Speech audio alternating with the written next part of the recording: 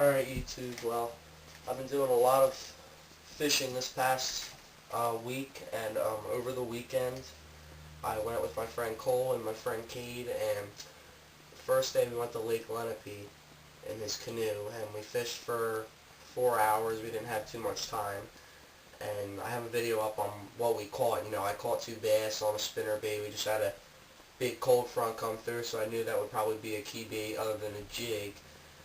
My friend Cole hooked up his first cast on a rattle trap with a nice chain peckerel, and he had a nice sized bass follow up his bait on his jig. And I was using a Strike King spinnerbait. It was like a white and blue color. I'll show you that in a minute. And I was fishing at Stockton on Sunday, Stockton College, fishing at Fred Lake, and we were there from 8 o'clock to 3 o'clock in the afternoon. And it was overall, it was a really tough day. Like the first 3 hours, we didn't get much. I was throwing a Koppers Live Target frog, and we had a few hits here and there, but then the pit bite really started to pick up in the afternoon, late morning and early afternoon. We went to the back of the lake where Cole got his first bass on a Booyah pad crasher. It was a nice, 2-pounder, one of the corner ponds, but I didn't get this on film, but I was fishing out, I was wading in water probably up to my chest. The lake's very shallow, a lot of grass, a lot of lily pads, and I walked out to the, middle of the pond, and I was still had the Koppers frog on because it's just so weedy in there. There's really nothing else you could use. And I threw that on. Within the first 5 minutes, I hooked up on a bass probably like that big. It wasn't nothing too big on the Koppers frog. It's a 65 T, the big one. And then after I caught that one, about 10 minutes later, I walked out, and I had a massive blow up. Here's what happened. I made a cast, and it was probably about a 60-yard cast with the Koppers frog, and got a few twitches on it.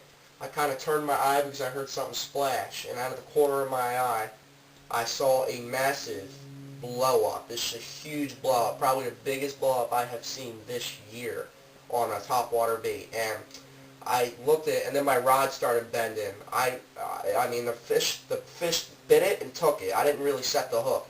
Massive blow-up, grabbed it, I went, oh, like that. I set the hook, not too much. I didn't set it hard enough. I was fighting the fish. And there was people on shore were watching me from the trail, and they saw the blow-up, and they heard it from where they were at. And they said, you got something big, he's got something big. And, I was fighting the fish. At first I thought, it'd be a good 2-3 pounder. I saw it jump out of water. I was like, no, I'm on a big fish. I want this one, but I thought it was going to be a 4-pounder. But then I was fighting the fish for 2 minutes. I got it up within, 5 feet from me. The salad kind of was neutralized him, and I ripped the salad off, and once that happened, the bass went crazy, and it was way bigger than 4. This was probably between 20 and 22-inch bass, easily 5.5 to 6 pounds. Probably would have been my biggest bass ever. I have caught, a bass of around 6 pounds before, but this bass just to me didn't seem like it was that size. I think it was a lot bigger. He went crazy because the slop had neutralized him, and after I ripped it off, he just went crazy and started jumping. And I tried to grab him, but I didn't. I was really excited at this point. And right before I could lip him, right before I could grab him, the copper. This doesn't happen much on a frog, but the frog just got loose, and I dived in the water, and I got soaking wet. I had him between my hands like this, and he just squirmed out. It was most likely my biggest bass ever, probably between 20 and 23 inches, and that was on the Koppers Live Target frog. Probably, and the most biggest blow-up I have ever seen. It's September now. The temperatures have been cooling down. It's, highs have been mostly in the upper 60s and low to mid 70s. The water temperature is actually still very warm. I was wading in it with no problem. The water is probably in the mid 70s and some low 80s in some spots. But, next week we're going to have some mid to upper 70s and, cooler nights within the 40s and 50s for lows. So the bite's going to be on. September and October is the time of year when the fish really start to get going and fill up their stomachs for fall. So I'm going to go ahead and show you the setups I was using for these fish. I did catch three bass at Stockton and one nice sized pickerel, a big one that took the frog. So I'll show you what I caught them on. Alright guys, well here's my frog box, and I've gotten rid of some of my Kermie frogs. I've got one or two left now, but my most productive frog for this year has been a Booyah pad crasher. You can see them all right here. I've got 4 of them. I used to have 2 in bullfrog, but one of them got, destroyed from a 2.5 pound bass, just ripped the plastic right up. But if you want a quality frog that will have really good hookup ratios, the Booyah pad crasher is a great idea. They're only like $5 at my Dick's, and then they got a smaller version, but it's a really good lure. I mean, the hookup ratios are really good. This plastic's really soft. Booyah pad crasher, I'm probably gonna buy like 5 more of these. They're really cheap. This one, on this particular pad crasher right here, I've caught 2 bass on. It's the cricket frog. This green one right here, this was my first Booyah pad crasher. I've had it for 2 years now. I've caught at least 10 or 15 fish on this one. The paint is chipping off, and there's a little crack there. But I've still caught fish. I mean, the first bass I caught on this frog, that crack got in there. And from the other 5 fish, I caught 6 bass in one day on this. And with that crack in it, I had no problem. The crack didn't get bigger. The paint's chipping off, but it's still catching me fish, and that's really all that matters. I don't care what it looks like. There's all kinds of scratches on this and everything.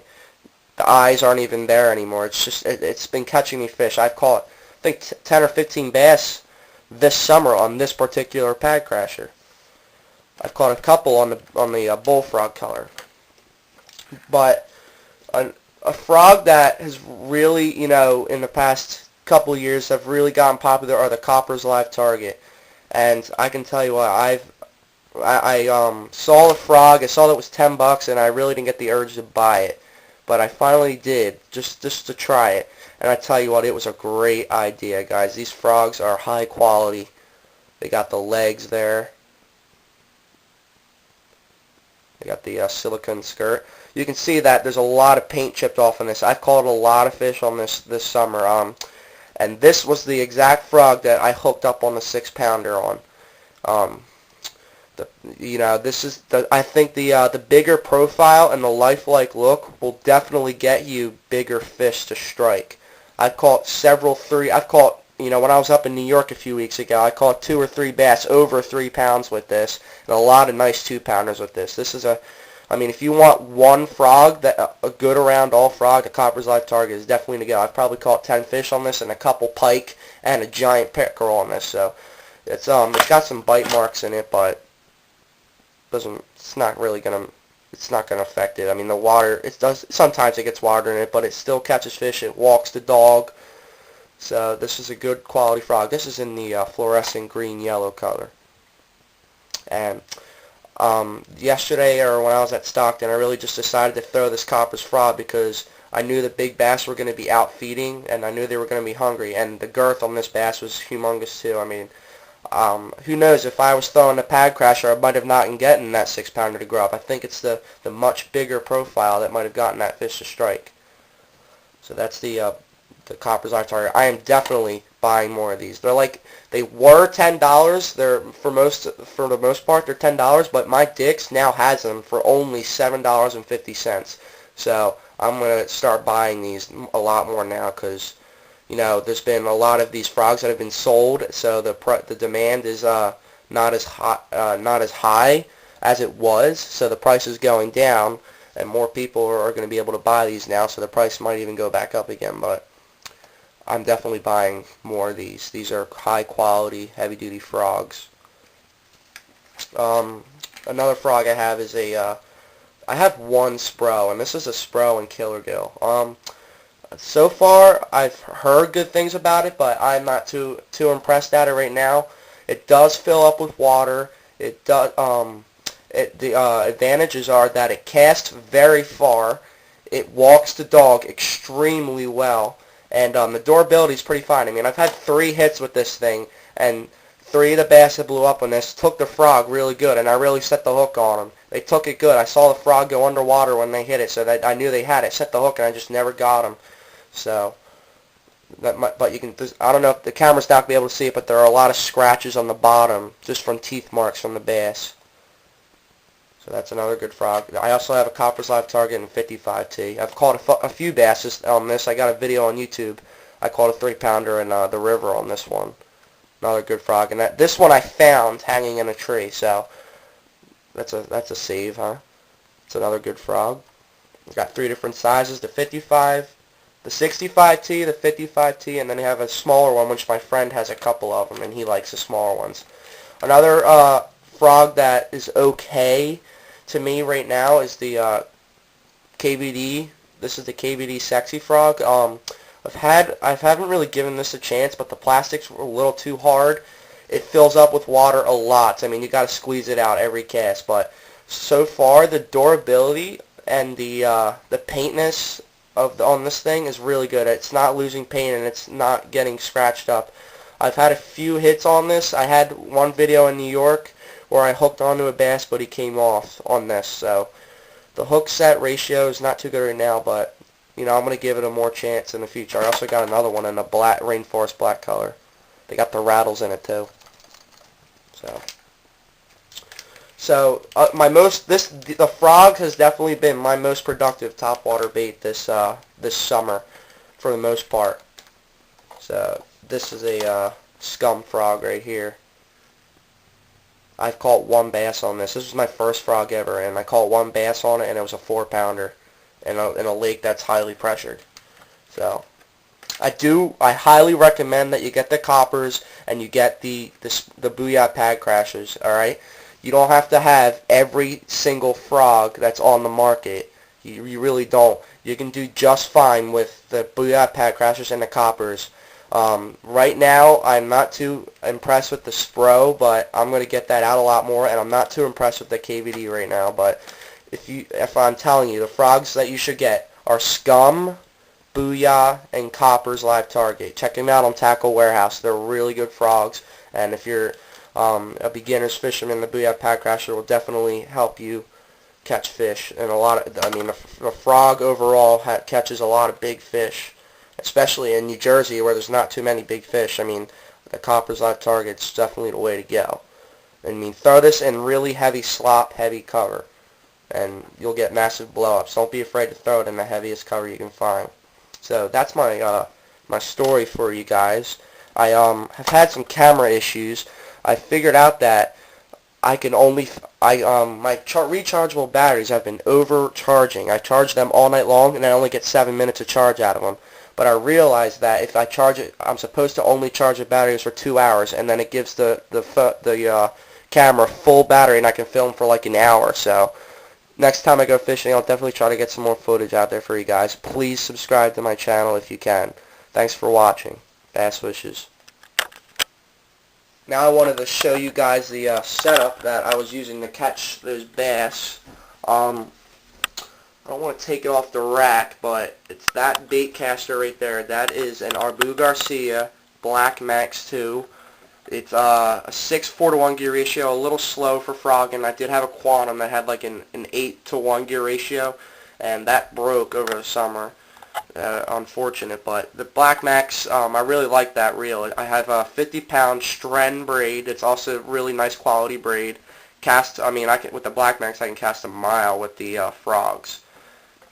And the rod is a Bass Pro Shops Graphite Series, 7'6", medium heavy, and it's a telescopic rod. A very nice rod too. I bought that specifically for musky fishing and big game, but it works. I use it for frogs, and it works really well too. That's the setup I use for frogging, and I have a Shimano Celis right there. That's a jig and worm rod. I also use that for frogging. And right there I have a Bass Pro Shops 20 special rod with the Daiwa Laguna reel on it. I have 12-pound mono on it, or 15-pound monofilament right now. And I use that for Texas rigs and topwater and crankbaits. But I'm going to be getting a crankbait Celis, and I'm also, for my crankbait reel, I'm going to be getting a The next two reels that I'm buying are going to be an Abu Garcia Silver Max. I'm going to use that for frogging and flipping. I'm also going to get a Abu Garcia Pro Max, and I'm going to use that for frogging because it's got a fast gear ratio. And then I'm going to take the braid off the Black Max and put 15-pound test line for monofilament, and I'm going to use that for top water. And I'm going to be getting a drop shot Celis rod, and I'm going to put that on. I'm going to put a Shimano Sienna reel on there. I got a little one right there that I use for finesse fishing, but I'm going to use that for drop shots and, spinner baits and lightweight stuff. I have been counting all the bass I've caught this summer, and I'm at 187 bass for this year. I've been writing down every trip I've gone, and I've been writing down what I've been catching the fish on and what type of weather it was. So I've wrote down every single trip and every single fish that I've caught. So I've caught 187 bass this summer. 2 of the bass I caught weighed over 5 pounds, and over 15 bass I caught were 3 pounds. And I caught a couple 2-pounders, but about 80% of my fish were like in the 1 to 1.5 pound range. But this is the first year I have caught 2 5-pounders ever in New Jersey. Last year I caught 1, which was 6 on a crocodile spoon. And I'm definitely getting a lot better. I have invested a lot of money into my fishing lately, and I'm definitely getting a lot more. So there's my Stockton. The day I went to Stockton, I wrote down it was 43 degrees in the morning, and the high was about 75. So, yep, that's all I got for you guys today. Stick around, and I'll hopefully get some more fishing videos for you guys. Please subscribe.